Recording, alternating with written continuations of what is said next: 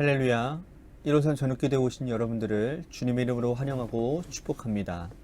오늘도 귀하고 복된 이 저녁 시간 하나님께서 우리 가운데 신실하게 일하심을 바라보며 믿음 안에서 승리하는 복된 은혜가 있기를 간절히 소망하겠습니다. 먼저 하나님의 말씀 보도록 합니다. 고린도후서 2장 14절에서 17절 말씀까지 보겠습니다. 고린도후서 2장 14절에서 17절 말씀입니다. 우리 같이 한 목소리로 다 함께 봉독하도록 하겠습니다. 시작. 항상 우리를 그리스도 안에서 이기게 하시고 우리로 말미암아 각처에서 그리스도를 아는 냄새를 나타내시는 하나님께 감사하노라. 우리는 구원받은 자들에게나 망하는 자들에게나 하나님 앞에서 그리스도의 향기니 이 사람에게는 사망으로부터 사망에 이르는 냄새요 저 사람에게는 생명으로부터 생명에 이르는 냄새라. 누가 이 일을 감당하리요? 우리는 수많은 사람들처럼 하나님의 말씀을 혼잡하게 하지 아니하고 곧 순전함으로 하나님께 받은 것 같이 하나님 앞에서와 그리스도 안에서 말하노라. 아멘. 학교는요, 학생들이 교사로부터 학업을 배우고 지식을 함양하는 곳이 학교입니다. 하지만 학교가 단순히 이 지식 전달의 통로로만 이용되어지는 것은 아니지요. 1차적인 목적이 학업을 전수하고 지식을 배우는 것이라면 그 목적을 달성하기 위한 어떤 다양한 활동들이 일어나고 있습니다. 그 활동 가운데 가장 중요한 것이 있다면 가르치는 자와 배우는 자의 관계일 겁니다.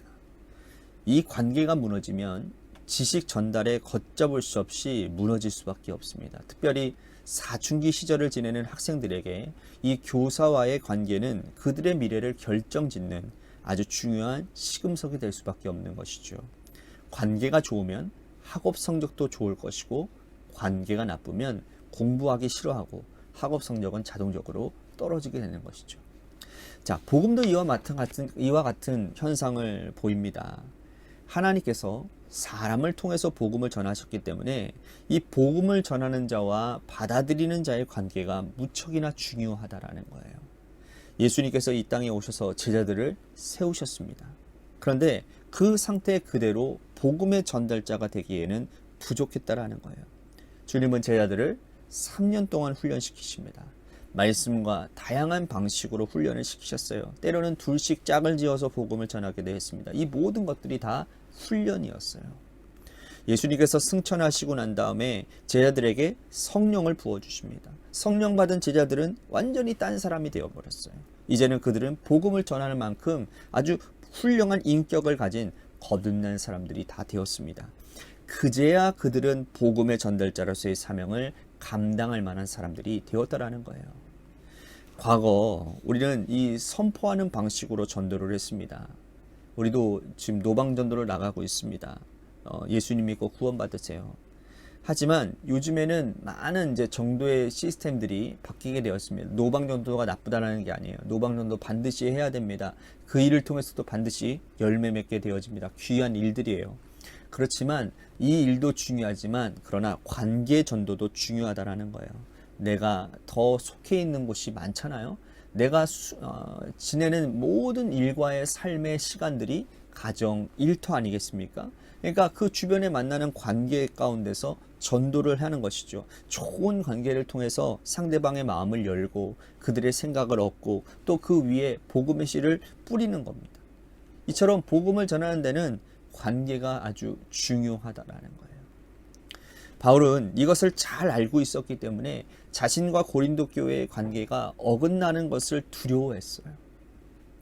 바울이 고린도 교회를 떠난 후에 여러분 고린도 교회에 어떤 사람들이 들어왔어요. 그들은 유대로부터 온 사람들이었고 바울의 사도성을 의심하게 하게끔 가라지를 뿌려놓는 사람들이었습니다. 바울은 원래 예수님의 제자가 아니었다고, 그리고 바울은 그래서 사도라고 말할 수 없다라고, 바울이 그래서 전한 복음은 거짓 복음이라고, 구원받기 위해서는 할례를 받아야 되는데 바울은 할례 받아라는 말을 한 적이 없으므로 그가 전하는 복음은 거짓이라고, 이런 식으로 가라지를 뿌렸던 거죠. 그의 말을 듣고 고린도 교회 성도들이 상당수가 흔들렸습니다. 바울은 그들에게 눈물로 편지를 보내는 거예요. 너희들을 향해 넘치는 사랑이 있으므로 너희들이 알게 하라. 바울은 고린도전서와 후서 사이에 쓴 편지에서 자신의 심정을 표현했고, 다행히도 그 편지가 고린도 교회 성도들에게 잘 전달되어졌고, 그래서 감동을 그들이 받아서 대부분이 해소가 되어졌어요. 그러나 여전히 교회 안에서는 바울의 사도성을 의심하는 사람들이 남아 있었습니다. 이제는 그들을 대하는 고린도 교회 성도들에 대한 태도가 문제가 되었던 거예요. 바울은 그들을 용서하라고 말을 하고 있습니다. 자, 유대에서 온 사람들이 어떤 사람들에게 힘을 내서 이 바울의 사도성을 의심하는 사람들이 그들을 이제는 용서하라고 권면하는 거예요. 그리고 바울은 한 단계 더 나아가 그들을 사랑하라고 권면하고 있습니다. 여러분, 신앙생활을 하다 보면요, 누구나 쓰러질 때가 있고요, 넘어질 때도 있고요, 잘못 판단할 때도 있습니다. 그러나 그들이 돌이킨 후에는 과거 때문에 그를 핍박하거나 문제 삼는 것은 옳지 못한 행위예요.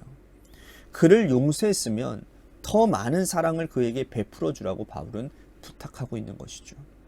이런 원리는 교회 안에서나 세상에서도 통용되어지는 원리입니다. 예수님께서 과거에 우리의 잘못을 책잡으려 했다고 한다면, 여러분, 오늘 우리는 이 자리에 있을 수 없는 존재들이에요. 주님께서는 과거를 용서하시고 우리가 돌이킨 후에는 그 과거를 문제 삼지 않으셨습니다.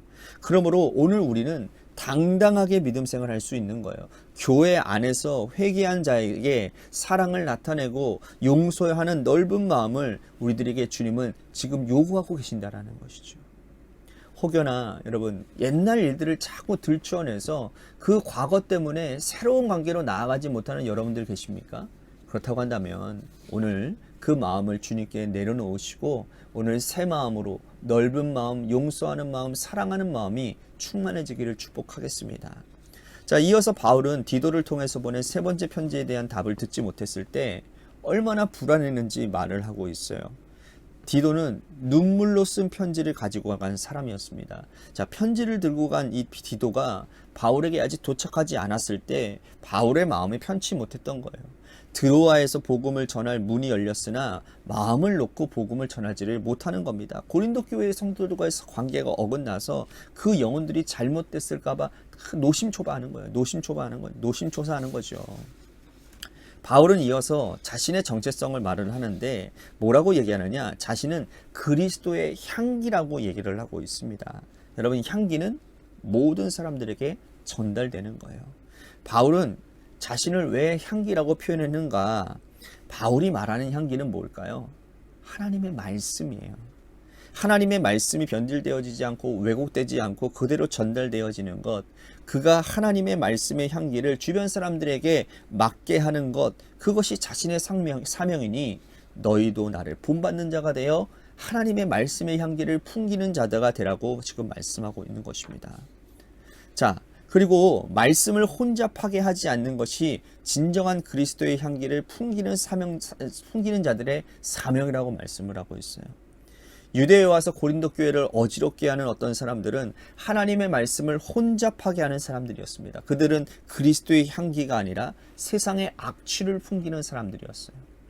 하나님의 말씀을 있는 그대로 전하는 자, 하나님의 말씀을 순전하게 전하는 자야말로 그리스도의 향기인 것입니다.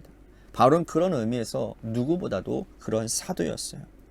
하나님의 말씀을 있는 그대로 전달하는 자야말로 하나님께서 인정하신 사도입니다.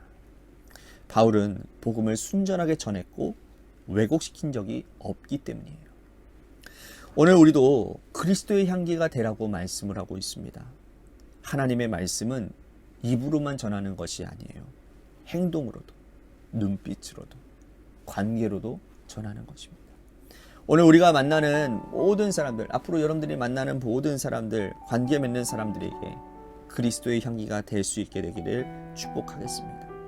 우리가 입을 열어 복음을 전할 수도 있고 삶으로도 그리스도의 향기로 전할 수 있습니다. 어떤 방식으로든지 여러분 복음을 전하는 향기로운 주의 백성들이 다 되시기를 주님의 이름으로 간절히 축복하겠습니다.